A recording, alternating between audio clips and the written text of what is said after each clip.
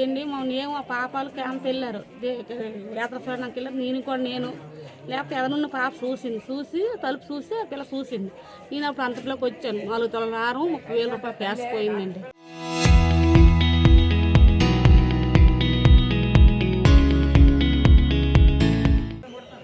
రాత్రి నిన్న ఉదయం 7:30కి వెళ్ళారు.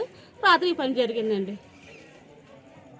ఇదే విధంగా ఊర్లు కూడా జరుగుతాను అంట. పట్టబగలు కూడా వచ్చేస్తానండి.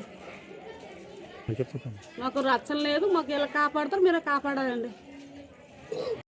మండలం వెంకటాపురం గ్రామంలో మా అత్త వాళ్ళు తీర్థయాత్రకి వెళ్ళారు. ఆ నైట్ దొంగలు తెలుసుకొని తాళాల బద్దలు కొట్టి బీరువాలో 30,000 క్యాష్ 4 తులాల బంగారం హారం పట్టుకెళ్ళిపోయారు. అది తెలిసి మేము పోలీసులకు తెలియజేసాము. వాళ్ళు వచ్చి ఎంక్వైరీ చేస్తున్నారు.